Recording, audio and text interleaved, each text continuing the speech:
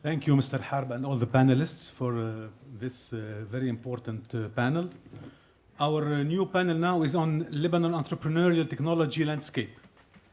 You all know that Lebanon has been a talent hub for technology in the region. This panel will share insights on the new trends shaping the digital economy and how Lebanon can take advantage of it. The moderator is Mr. Maroun Shammas, who's the chairman, chief executive officer, and managing director of Beritech. He is as well the vice chairman and general manager at Medco, director and deputy general manager at Shammas Group of Companies, co-founder, director, and board member of Teleinvest Holdings, deputy general manager in Elfmed Aviation, and vice president, international catering and services. The list for Mr. Shammas is still too long. Mr. Shammas, the floor is yours, but I would like to ask you to have a more vibrant panel so we can leave some time for the present audience to be involved in your discussions. Thank you. Mr. Shammas will present his colleagues of the panel. The floor is yours, Mr. Shammas.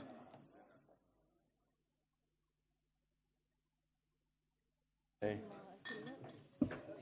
Yes. Good afternoon.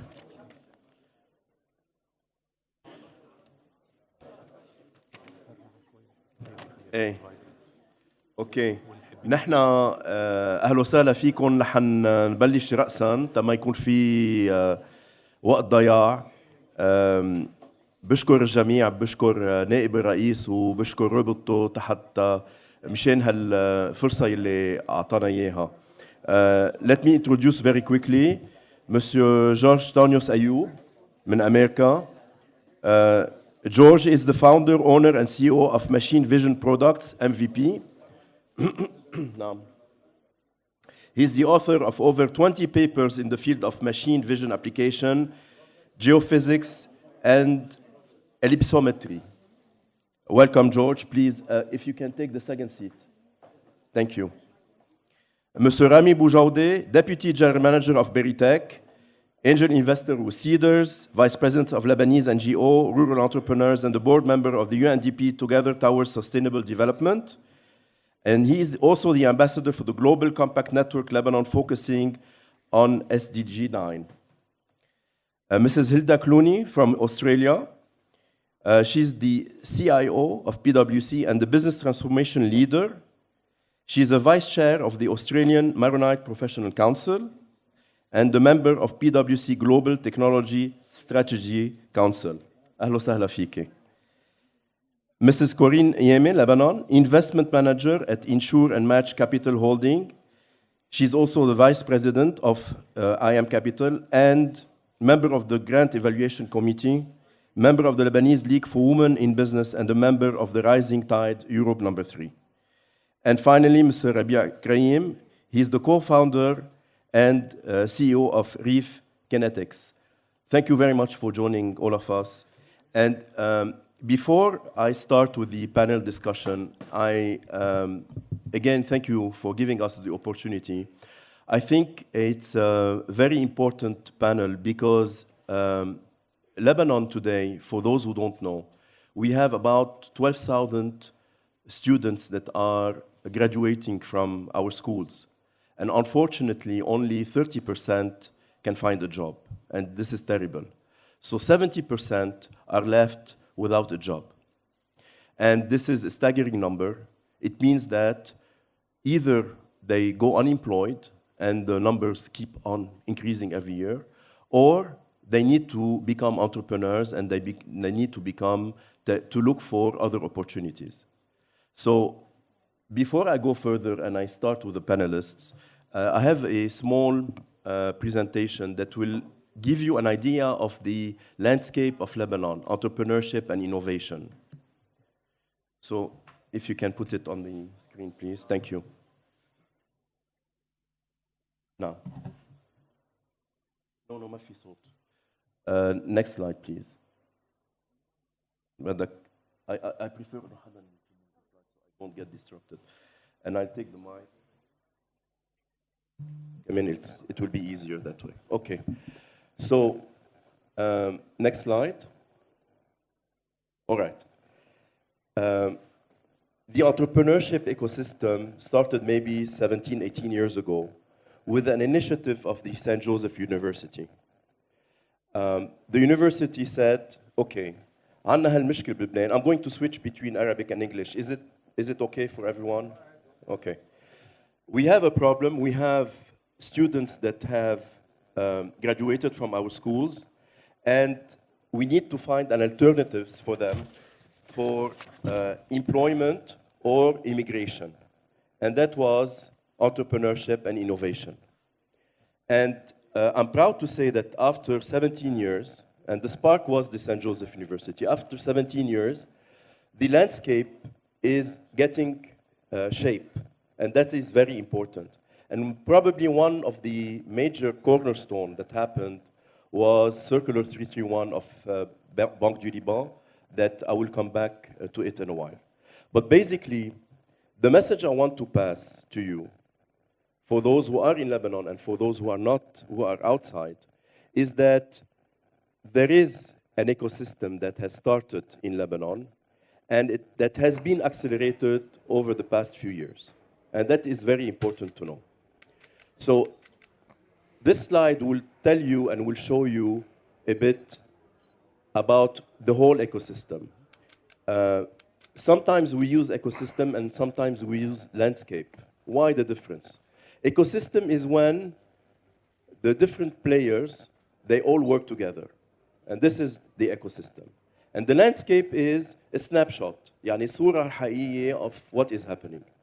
So today we are migrating from a landscape to the ecosystem because so far we don't have a real ecosystem. The ecosystem is when the banking sector, the entrepreneurs, the VC, venture capital, the universities and the government, they all work together. We still have bits and pieces.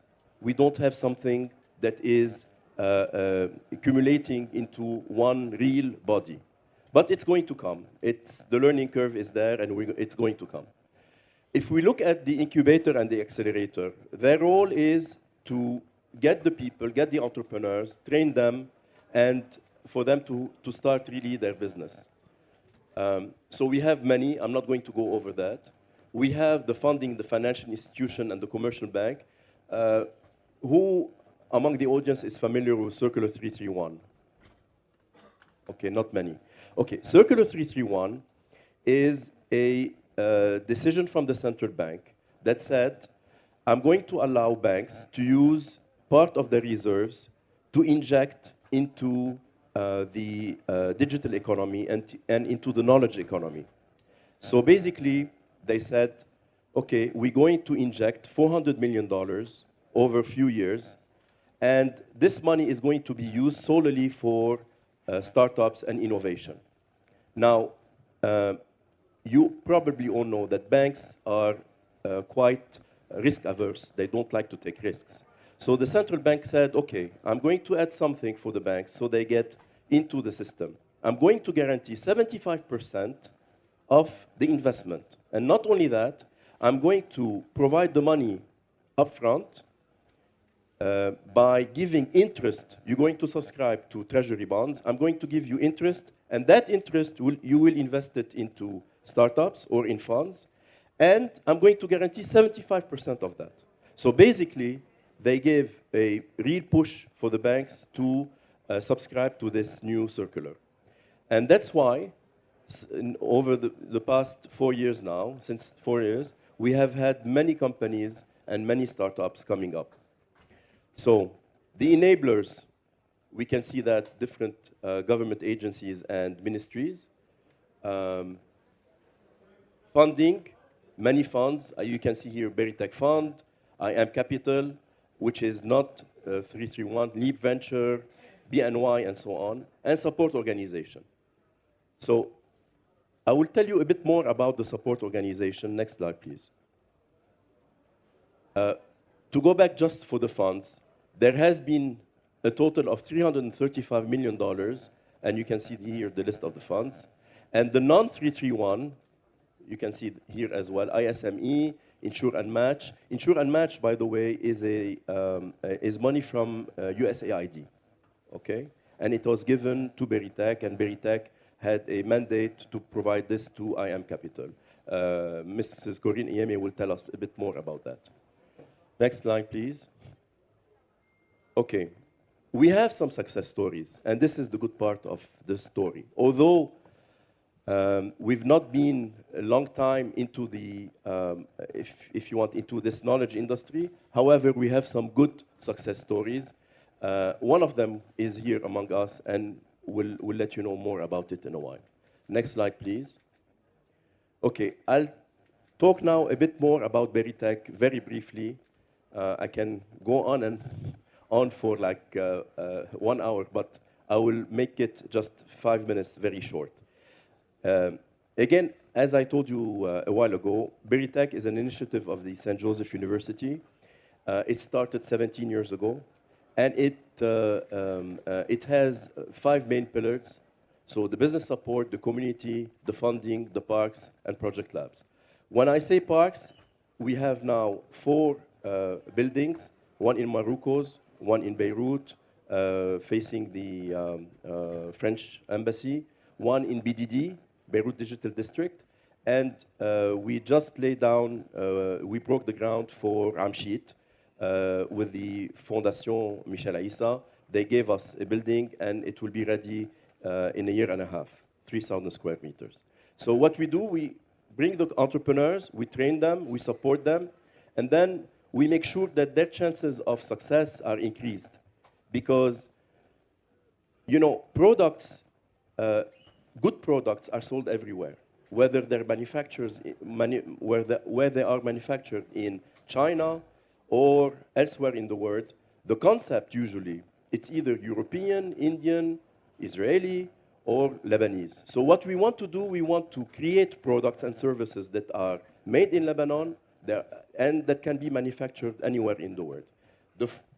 Your mobile phone, okay, it's conceived in Cupertino, in San Francisco, near San Francisco, but it's manufactured in India, in China, sorry.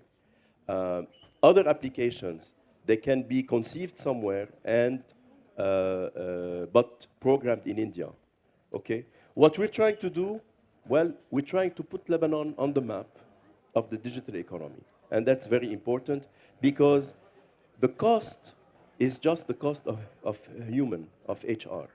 And we have the fabric, Lebanese people have the fabric of the international community because we are East and West, we speak languages, we know how to deal with people. So all of this gives us an advantage, and it gives an advantage of Lebanese to be citizens of the world.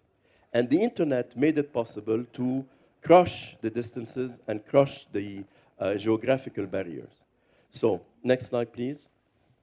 Just to give you an example, what started 17 years ago at 3 people in Beritech out of the St. Joseph University is more than 60 people today, all highly professional, highly trained people with a payroll, annual payroll of $1,200,000. And this is all organic. It's organic, and we don't get any support money from the university, obviously. Next slide. Okay, the parks, next slide. So we are at 100% almost occupancy. We generate revenues, but those revenues that we generate is just pays for the cost of running the parks. Next slide. Okay. Next slide. Okay. Just also for people that are interested to know about it, the grounds of Beritech is considered as a neutral ground because everyone has access to it, and we even host the Beirut Internet Exchange Point. The exchange point is where all the internet service providers communicate into one place instead of going around the world to send information. It's hosted in Beritech. Next slide, please. Next slide. Okay. The mission of Beritech Project Lab is the development, fundraising, and management of regional and international programs that empower Lebanese entrepreneurs and ecosystem partners through access to local, regional, and international markets, business development and capacity building, research and innovation in various sectors.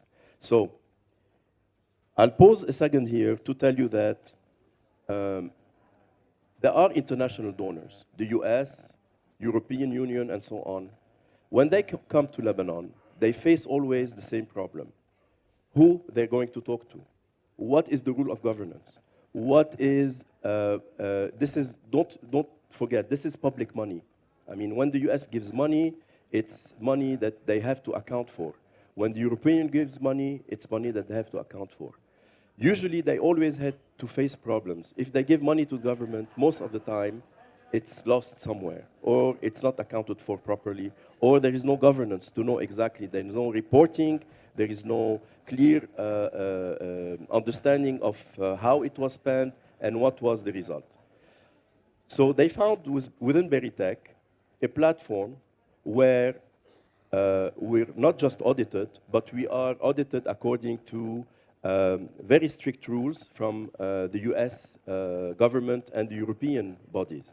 So they know that when they give $1, they know how it is spent, and we're constantly audited. So that makes us a recipient. We had to create a foundation. The foundation specifically receives the money.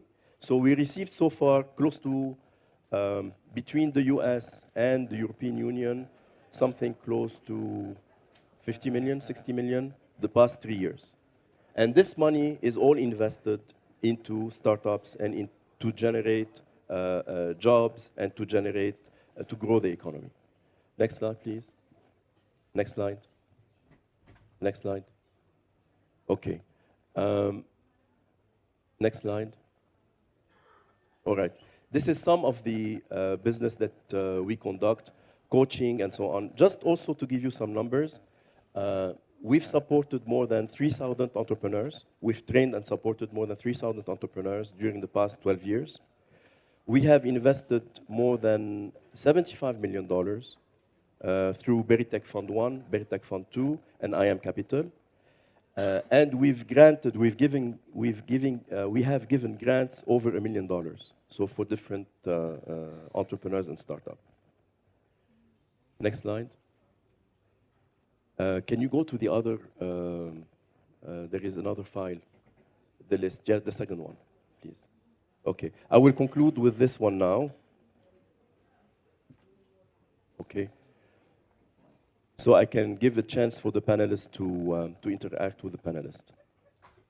Yes, this one, please.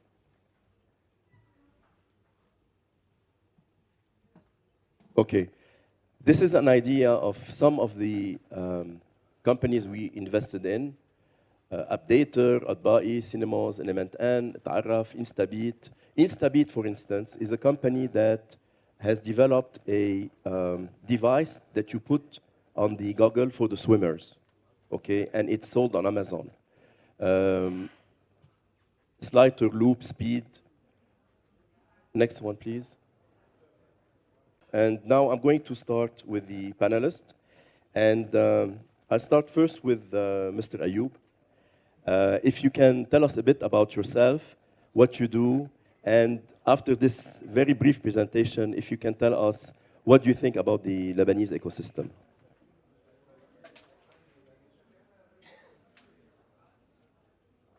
Good afternoon or good morning. First, I'd like to thank Sayyidna for his leadership, and also I'd like to thank the WPF, Dr. Sfair, and all the organizing committee. I am really honored to be in this panel, and thank you, Mr. Shammas. You know, I think very impressive, Beritech, what it's doing. I think this is what's needed for Lebanon. First of all, I'm coming from San Diego. I'm from California to participate in this forum. Originally, I am from my hometown is Hammana, Lebanon. You know, I'm very, very proud. You know, I consider myself very lucky to have been educated in Lebanon. You know, I have, you know, strong Maronite value, went to Catholic schools, and graduated here from UZIB, and San Joseph University. And then I went on to the US where I continued my education. And I graduated with electro-optics degree, and then I started working first in the oil industry, and went on to build a company in the United Arab Emirates, and we were working with the production facility design and what have you. Then I came back to the state, and I saw an opportunity with with machine vision. It was an industry that just started at the time, and there was a lot of it was customized systems design. I thought maybe we could do something better by creating a product for a specific industry, which was the electronic industry. And the electronic industry is a challenge because there is always a reduction in size of the electronic components. It follows a law called Moore's law. It's always shrinking. Every 2 years, the size of the electronics, they get smaller and they double. And also the challenge because with advance in packaging, it's always innovations in there and requires a lot of more power, more consumption. Power consumption is a big factor. Today, my company is a leading company in this business. Our mission is to inspect components, electronic components, ICs, to do assemblies, inspect assemblies. We have customers all around the world, But this is my background here. Okay. Mr. Ayub, you think that the business that you do in the States, you think it can be transformed and brought into Lebanon? Yes, I think it is very possible to do that. But first of all, let me talk a little bit about the employment picture in Lebanon. I think it's mentioned that more than 30% of the graduates are not finding jobs. You mentioned more than that. But this is an opportunity where I find the high-tech industry can create jobs in Lebanon. This is very critical because the Lebanese are well educated. We have fine universities here. We have, it's a good place to work. Lebanon is a good place to work. We should market that. And we have also a good ecosystem. I see that being created in the last year. So there is all these environments. Let me ask you a question, Okay. because we're going to try to make it more interactive. If today you decide to come to Lebanon, okay, what would be the requirements for you? Okay, this is a very, أنا بدي أجي أقول لك هلا بدنا نمضي اتفاقية سوا. What would you need? What are the requirements for you? I'll tell you frankly, the situation, what I see, geopolitical situation, uncertainty is one big factor. That basically prevents, if you have some money, maybe not a big amount of money, and you want to invest, you will think, maybe twice about it, because If of we the give you the uncertainty. guarantees that Lebanon is the place, don't worry, we will guarantee all of your investments. The first thing is infrastructure that you would need, Okay. the electricity 24/7. You need If internet. we give you the electricity, Right. Okay, then you give me, then I can.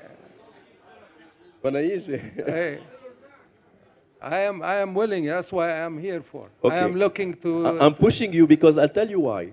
Because believe it or not, there are companies manufacturing here. Right. There are companies working, and they have overcome all of these difficulties. Electricity, it's true, we complain about it. But in fact, it doesn't really pose any problem. Because we have had, if you want, alternatives. Whether it's, for instance, on campus, or in anywhere in Beirut, or in other places. I don't know of anyone today, although the cost is high, I agree, and there is the EDL, and there is the generators, but we enjoy today 24 hours electricity. It's not the best electricity, but we do enjoy it. And I can tell you of dozens of companies that manufacture in Lebanon, and they have had their own power plants. So electricity should not be really a problem. Internet should not be really a problem. Fast internet. Fast internet is no longer a problem. You can have today fast internet, although also at a high cost, but you can have fast internet. I'm trying to tell you something, that among the audience here, there are many Lebanese who believe in Lebanon and that have invested. I, for instance, I studied in the States. 30 years ago, I came back and I invested. And every day I invest in Lebanon. I invest in infrastructure, I invest in people, I invest in talent, I invest in factories. So we should not have the fear of coming back to Lebanon. Lebanon is our root. Yeah, and Lebanon is the place where we have to sacrifice part of our comfort zone. But I can assure you that we can do business in Lebanon, right? right, no Okay? problem. So we hope that you will consider Lebanon No, as a place because we need people like you. You know, Tfaddal. I am looking forward I am studying, you know, what I can do here. So there is opportunities here, like you said, especially with Veritech. You know, I am very happy to see that. There is ecosystem here that in the last 4 years, you know, it's really a breath of fresh air. You know, when you hear that and you see its activities going on. But what you hear in the U.S., we hear a different story. You know, I think somebody here was saying why is pessimistic? Why everybody is pessimistic? But you know, you have here what it takes. Industrial park is very important. Industrial park, economic zones, these are very critical for basically, you know, assuring that you have electricity and internet and all that infrastructure exists. That's one. And the second one are the universities. And we have innovation centers in universities now. That's very good, excellent. So we have all what it takes. You know, we have the ecosystem there. We need to make it active and we need to participate. There is a role for expats like myself, you know, to come here and invest, to also play a role in mentorship. You know, I am part of LabNet. LabNet is also an institution in the U.S. They do mentoring, you know, so we can participate in this ecosystem and be part of it.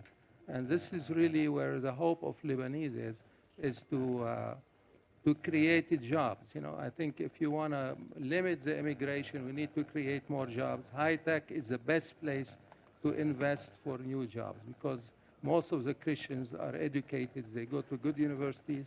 You need to create jobs for them. High tech is the avenue to do that. Okay, thank you very much. I'm going to switch to Rami. Rami that I've known for now, how many years? 4 years. He was in Canada, right? And he came back. Can you tell us a bit about why you decided to come back and what you do exactly now? Sure. Thank you, Maroon. It's great to be here. Thank you, Your Holiness. Thank you, everybody, for being here. I came back to Lebanon 4 years ago because my wife and I, God gave us the luck to have 4 beautiful girls, and we decided that it was time to come back and raise them in Lebanon. We spent 8 years in Canada, and before that, about 5 years in the Gulf. And I was one of those young people who left the country because I couldn't find a job in Lebanon back in the early 2000s. So when I came back to Lebanon, I was searching for a job, and I met Maroon through a job interview. And I fell in love with the role that he gave me, which was leading the operations of Veritech in terms of supporting those young people to start and grow. So through Veritech, my role is basically working with all these young, talented engineers, scientists, and innovators to help them start and grow their business and scale up to the world. You have a video, right, to show us? Yes. Can we see the video of Agritech, please? Can you tell us, while they're playing the video, Sure. a bit about the program? Rami, one, please.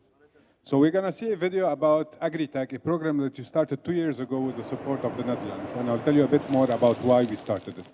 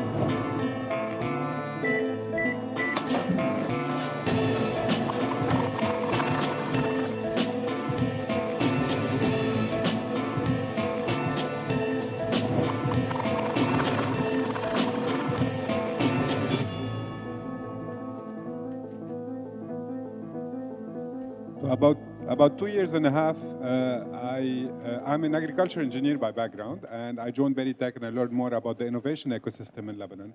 And at that point, I was seeing a lot of those young people not finding jobs, and then we started brainstorming and said, agriculture, for example, and the agri-food sector is a major constraint in the whole region. And we have young engineers, young computer scientists who are not finding jobs. And we said, why don't we marry those two sectors? Why don't we introduce those young people in those sectors to try to find innovative solutions to solve a sector that's feeding everybody around the globe? And that's how the idea of AgriTech came. And Mr. Asher was talking a bit before about the Asher Center. So we've had people from the Kaslik University who started with an idea at the university and moved up the chain, and now they are scaling internationally with their idea. We've had others from other universities. We have people that are, and yesterday we had a board and we had seen 3 young engineers that freshly graduated looking and saying, we have a dream, we're building that dream. So I believe that we have a lot of young people in Lebanon that have high potential to grow. People like you from all over the globe that are here today are here because we want you to believe in the young people here. We want you to believe in them. Can you tell us about the donor? You didn't mention that. Thank you. So AgriTech was funded at 90% by the Netherlands, by the government of the Netherlands, because they saw in Lebanon also with the talent, with the opportunities of mixing a country that's leader in agriculture and Lebanon with its potential. So we have a lot of support from the Netherlands, and we work a lot with their university there that is one of the leading in the agriculture sector. Okay, you want to mention how many people so far graduated from the program? Sure. And how many businesses they created? Sure. We start the program with about 30 startups, and then we go down up to 8. So the first batch graduated 8 startups that have created now approximately around 60 direct jobs and about 150 indirect jobs. Okay, so that's in the first batch. And currently in the second batch, we started with about 27, and now we're down to 14. And the expected job creation and growth opportunity in terms of job and internationalization with this batch will have about, by the end of it, we'll have about 70 direct jobs and probably 200 indirect jobs. And the donor is very happy. And what we need to say also that he decided to extend the program, right? You want to say that? They haven't yet committed as any government, but there are discussions, very serious discussions, that we want to scale up AgriTech program, and we're looking into another track focused on clean tech, so renewable energy, water, and waste, which are also excellent and important things. As Lebanese, we are known to look at problems and looking at opportunities, and I think this is part of the things that we're doing. Thank you, Rami. Let me jump now to Mrs. Hilda Kloon. Can you tell us more about what you do and into how this integrates into what we're doing here? Okay, thank you. And I will want to offer my thanks for the invitation. It's my first trip to Beirut. Both my parents are Lebanese born. I'm Australian born. So it's been it's been an amazing experience just to even get here in the few hours I've been here. My role is basically technology and transformation leadership in PricewaterhouseCoopers. It's a global organisation, 157 locations around the world. Every location is independently owned in each country by a number of partnerships. So if you can imagine, in Australia we have 500 partners. It's like having 500 independent CEOs. Entrepreneurship at its best or worst, depending on the role that you play in the organisation. I was the CIO in the Australian firm for 8 years.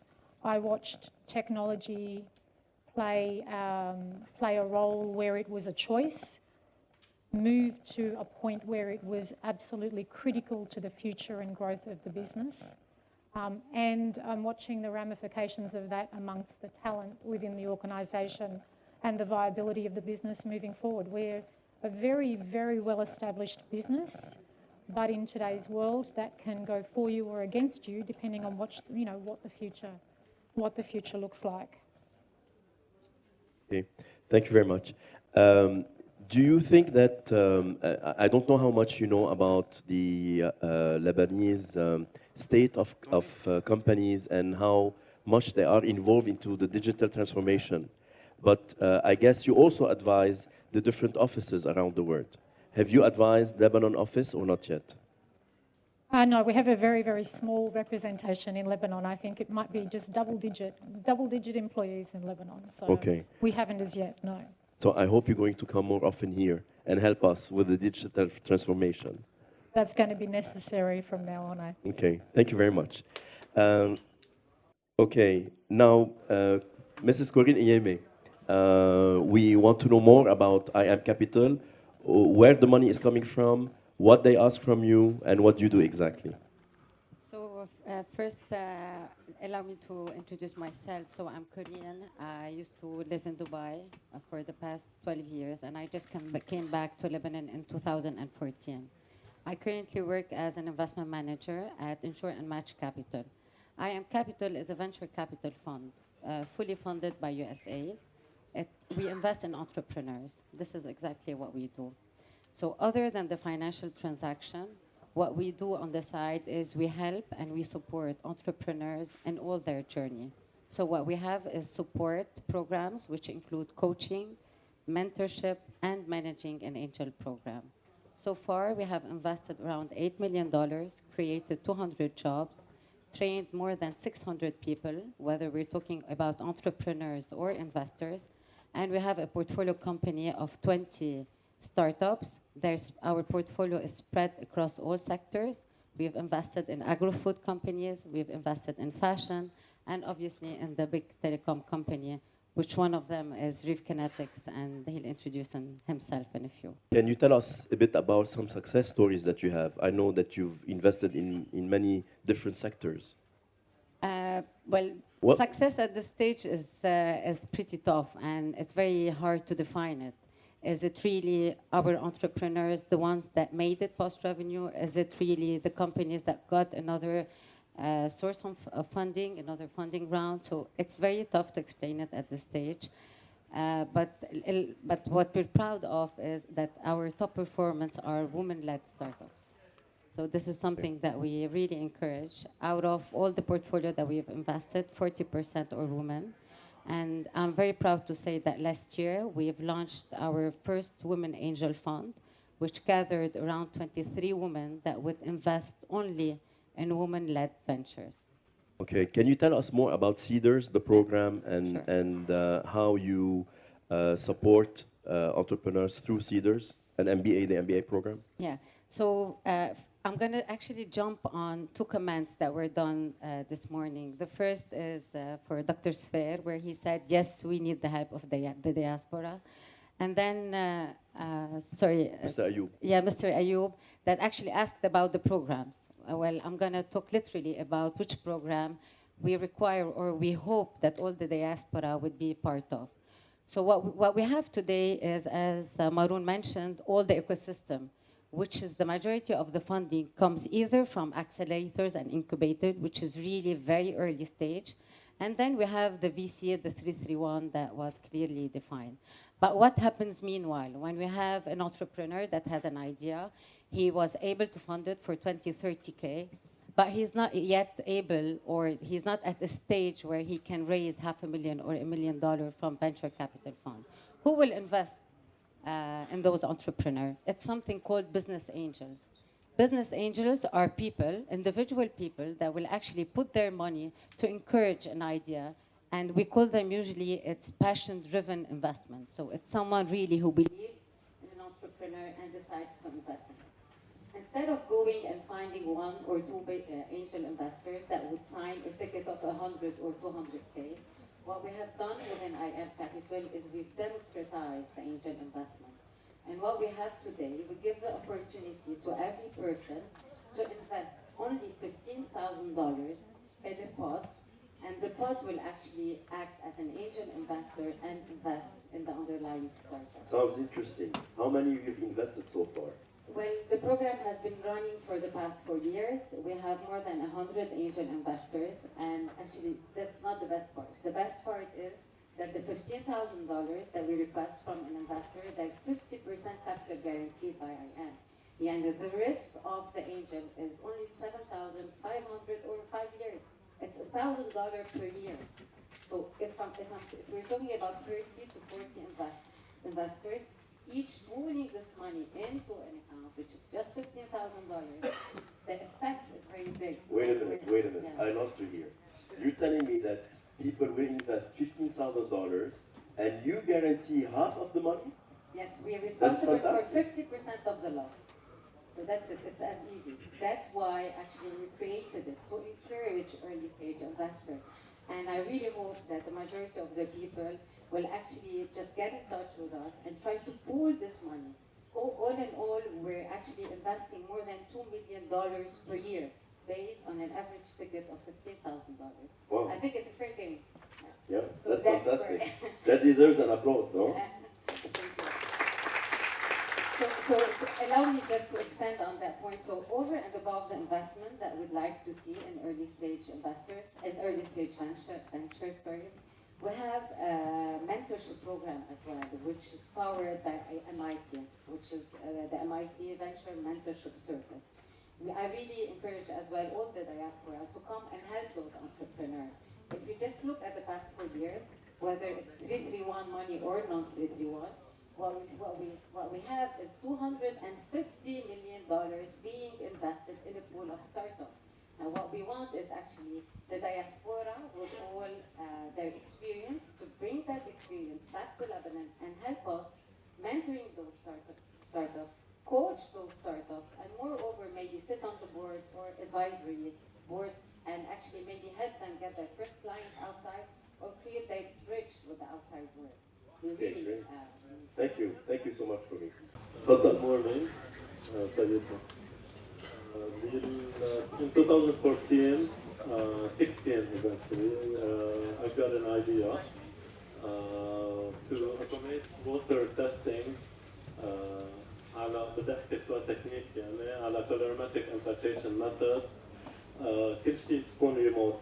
اجت الفكره من ورا شيء سامبل كثير اللي هو اكواريوم هوم اكواريوم بنسافر كثير وبيموت عنا لايف ستوك. So بلشنا I joined some DMI group اللي هي كمان مثل شركة بتساعد وبتمول ستارت اب ideas. And they funded us for around a year. وطلعنا على معارض بأمريكا بأوروبا. We got the best product of the year worldwide بهالدومين. بس يمكن ما فهمنا الصورة المضبوط شو الشركة بتعمل؟ Okay, Reef Kinetics is a water testing company. It started with aquarium and then moved to other businesses like pools, environmental and everything related to it.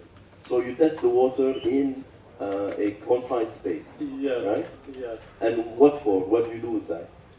We test let's say in Lebanon we have بحيرة الأرهام, let's say. Okay. التلوث اللي فينا نعرف قد فيها نيتريت, أمونيا, فوسفيت, كل هالبارامترز نقدر نعرفهم remotely 24 hours بدون ما يكون فوق. So you have a technology component, you Yes. test the water وبيجيك information remotely. كل شيء remotely over the Okay, web so ساعتها فيك تعرف أي دواء بدك تزيد أو شو لازم تعمل حتى تخلي الووتر good. 100%. You can dose later on whatever parameters. Okay. How much have you been funded for so far? اوكي وقتها بلشنا اخذنا 1 مليون من عدة شركاء انفستمنت I am Capital, ISME, MEVP and the MY Fund. Okay. And هلا we're growing the team and we just delivered our first batch للديستريبيوتر تبعنا بدبي. لجيسي distributor. في عنا distributor بأمريكا, بأستراليا, وبأوروبا كمان. Great. Thank you very much. Thank you. Thank you. So we're going to start taking questions. Questions from the audience? Yes, please. Mike, we need a mic.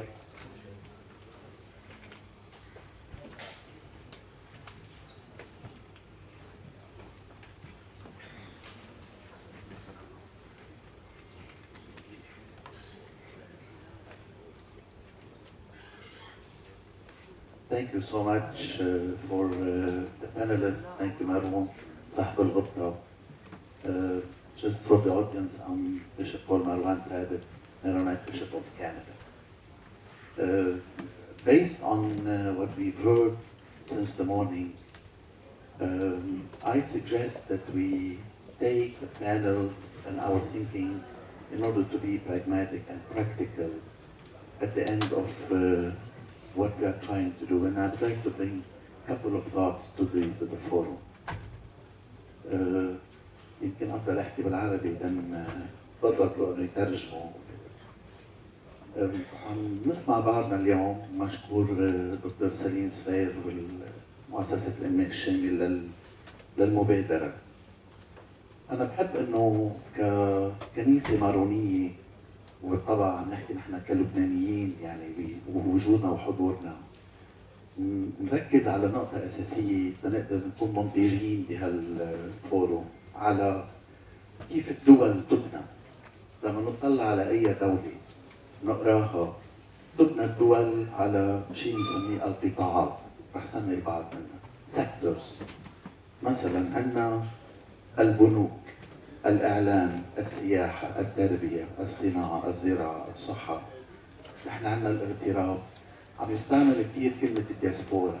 I'm sorry to tell you that diaspora is the wrong name for the انتشار اللبناني والانتشار الماروني. Diaspora is a terminology used by the Jews to express يعني الشتات. نحن منا مشتتين، نحن اما عنا انتشار او عنا expansion. نحن we are in the expansion, we are in the انتشار, we are not in the diaspora. So I'm begging you, stop using the word that's not for us. diaspora شتات.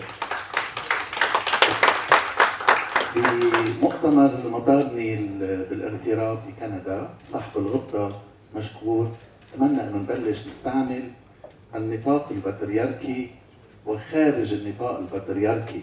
عم نشكر سيدنا على مبادراته على اللي نضل مرتبطين فيه.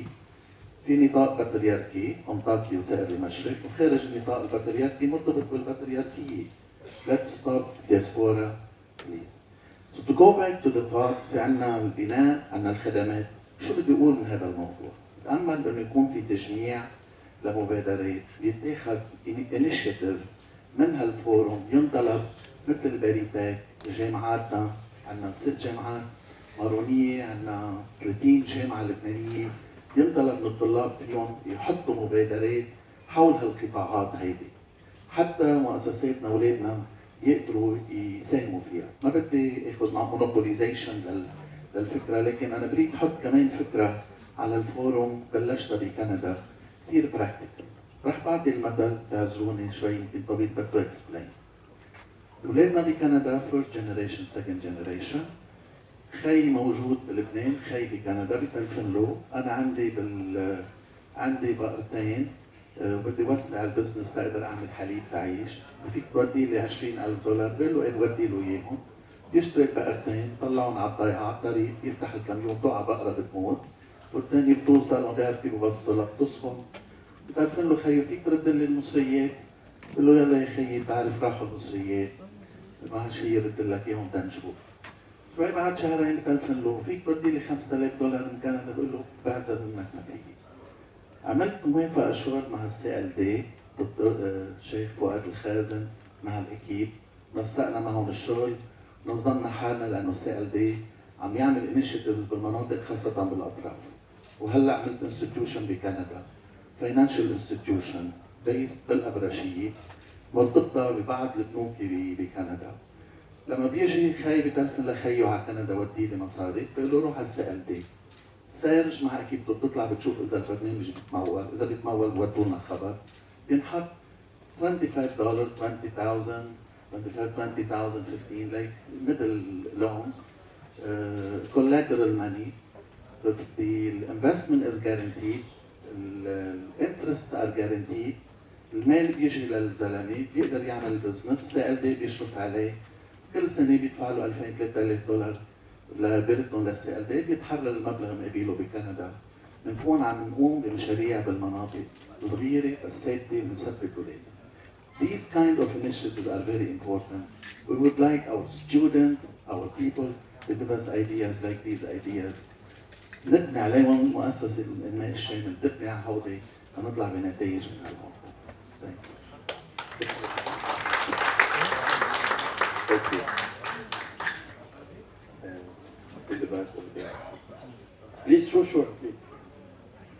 So I just want to make reference to the comments made about our youth and kids and the investment we should be thinking about making into the future leaders. And I think historically, potentially, we've thought of our youth and emerging leaders as people who are on a learning curve. But today they come to us with more relevant skills than ever before. In fact, often more relevant than the more senior people in organisations. And our youth really do drive the future.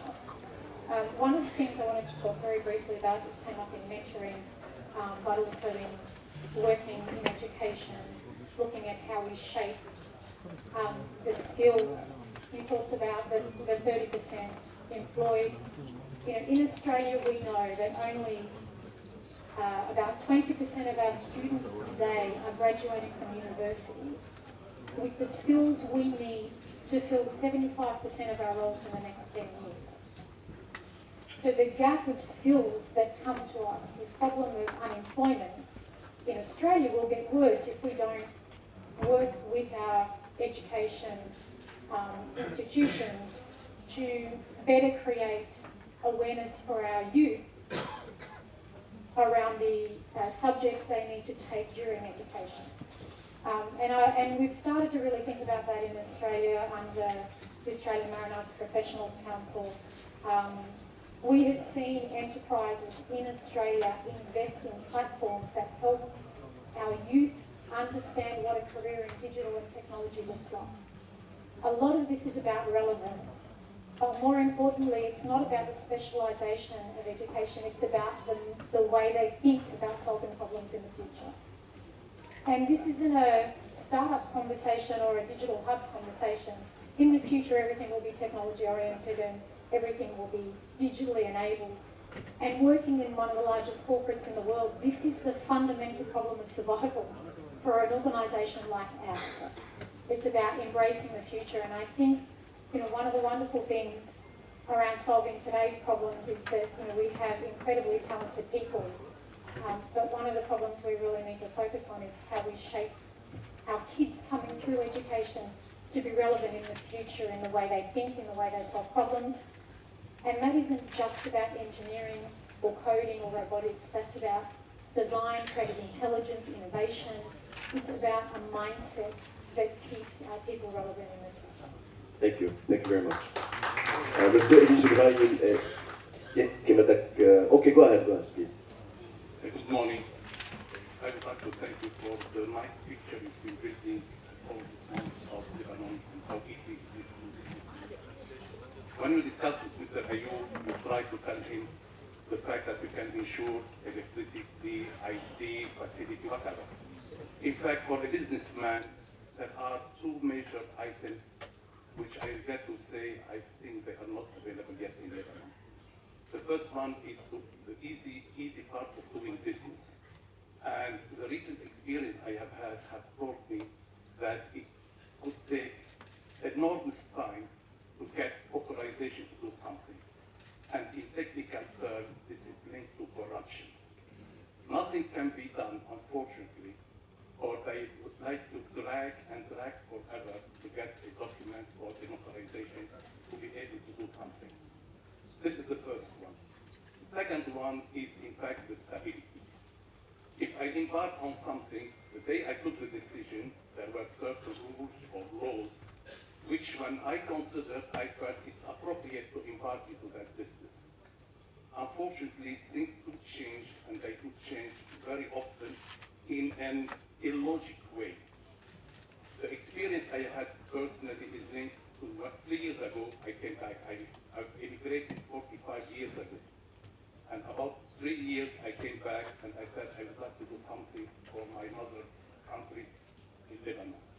At that time, it coincided with the change in the rent laws in Lebanon. So I felt it would be an idea to build buildings with nice apartments for young people to allow them to access to property. So I found 2 other colleagues, friends, and we bought a piece of land in Mansouriye and we tried to get the license to be part into the project. It took us over 8 months to get authorization. I was the blocking point. My other colleagues said, Maurice, let's pay some money and we can get it in 2 weeks. I said, no, I am not in that business. I do not pay. Because of my stubbornness, it took us 8 months to get the idea, to get the authorization.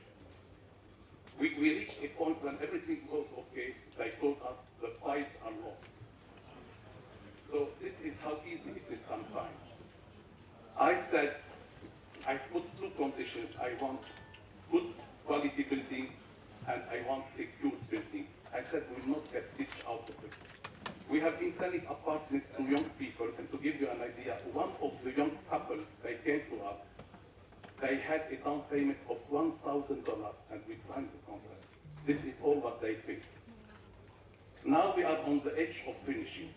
Suddenly, all these young people were counting on the housing loan to be able to access to the property.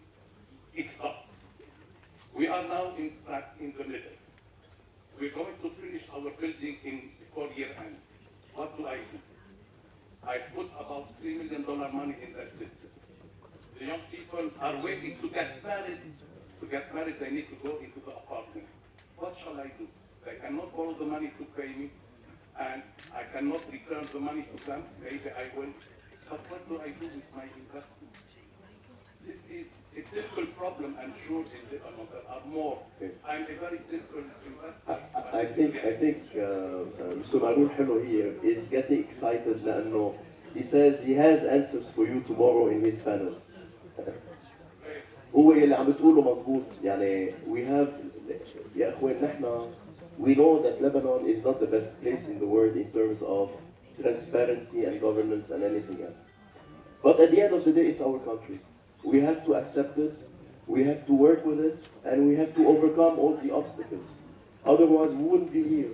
We would be somewhere else, sitting in a different place of the world. Okay? So, I think the message we want to give is a message of hope. يعني نحن بدنا نضلنا مرسخين هون بالأرض، وإلا في غير ناس رح ياخذوا محلنا. ما في مجال. شفناها بغير بلدان، شفناها فلسطين شو صار، شفناها. They will kick us out شوي شوي. They will take us by شو بيقولوا بالفرع. So we don't want. We're going to stay here. We're going to prove that we're here solid in our grounds. مش هيك؟ اوكي. كان مستر جبرايل بده يقول شيء؟ اوكي فاين. تفضل. سوري. تفضل ايه. مستر زاخم ايه. ميكرو. حبيت اسال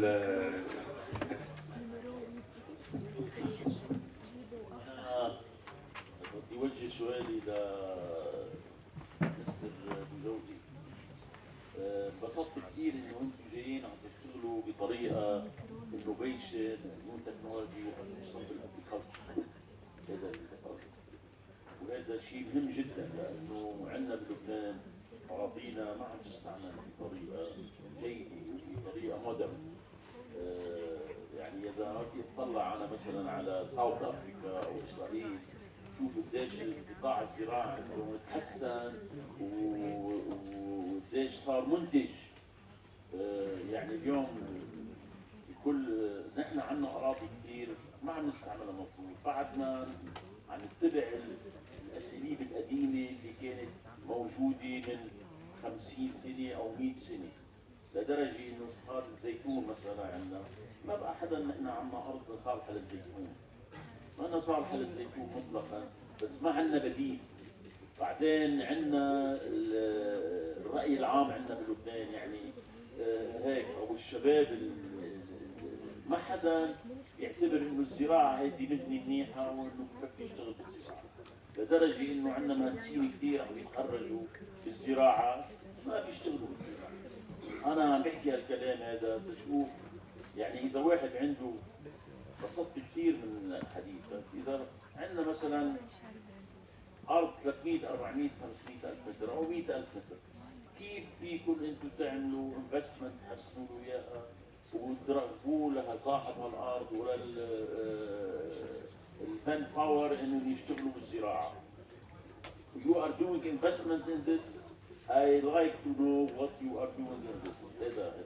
هذا سؤالي الاساسي، لانه انا بعرف كثير ومنهم البطريركيه المارونيه وغير المارونيه، يعني عندهم اراضي كثير مش ما عم يستعملوا ولا شيء.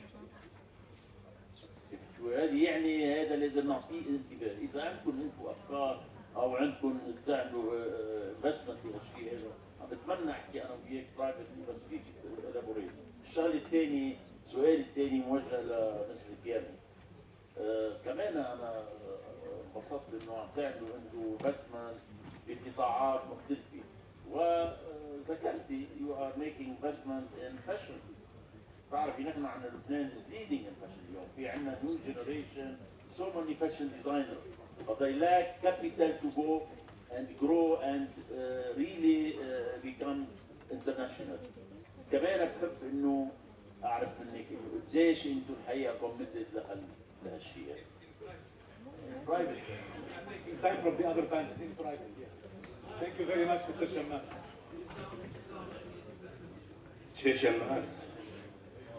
مسيو شماس بدي ضوي على امر هذا كلامي للشخص اللي حكي هلا السيد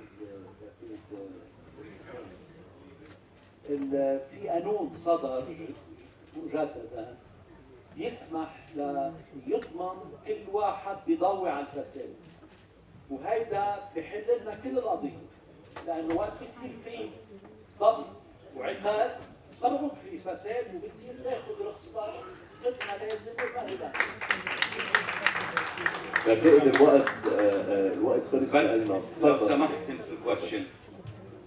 انا عشت بامريكا 26 سنه، درست واشتغلت كوربريت يو اس، بس رجعت على لبنان اي ايدنتيفاي ماي سيلف مسيحي ماروني الاطراف، وبشكر مستر هيثم اللي حكي عن مسيحيي الاطراف، لانه هاي المشكله الاساسيه. نعم great to create jobs, high tech, internet, everything else.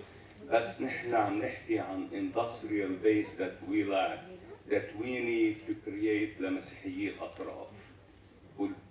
بس عفوا شوي، رح نشتغل كمان على بروجرامز يلي تكنولوجي بالاطراف كمان، لانه اليوم بدنا نشوف السيكتورز يلي نحن وي كان كومبيت ان. بس انا لو سمحت لي بدي اطرح شغله صغيره. انا جيت لون with take away in my mind انه if I leave I have some platform for connections. I'll give you a simple example and very fast. I'll be brief. And I have a business plan. I'm doing the licensing with the Lebanese government since past May. My business plan costs $4.3 million. It employs 42 employees in the south of Lebanon in منطقة اسمها القوزح, where not even 42 houses in that town. Okay, and they're selling their land. I'll tell you one thing, 6 years net income, $22 million plus. The foundation of good business, raw material and addressable market. And they both in abundance. And if you ask me about it, this is a bad. Really. It's Asmid Abuyi organic fertilizers, which in the entire Middle East, no one has it. Lebanon, Jordan, Syria, Iraq. And it's all Dibani, who is Mr. Dibani, Rafi Dibani, tomorrow will be one of the panelists here. He said he would be willing to take the entire production. You talk about the government that would take 6 to 8 months just to have one simple signature. Okay? I'm not complaining, I'm committed. I'm a true devout Maronite committed لمسيحيي الأطراف. I could have lived in the US, I was a vice president for Allied Signal Honeywell. But the point is, if I live here, do I remember any one of you gentlemen? Do I remember anyone who is interested in really working truthfully and helping the economy here for the Christian community? I'm not here to talk about the Lebanese government. It means nothing to me. All right? I'm a Christian and I want to work for the Christian. That's the main reason I'm here with you today. So please, give me some addresses. Who is interested in financing business that I guarantee all the money for them in creating jobs? My payroll over $1 million for $4.3 million investment. I'm not trying to ask for, for myself here. And the Left Hand Bank in 2 meetings committed to finance the business. But where is the government? يعني we need to communicate, we need to connect. Where is the interaction? Thank you. Thank you very much. Thank you very much.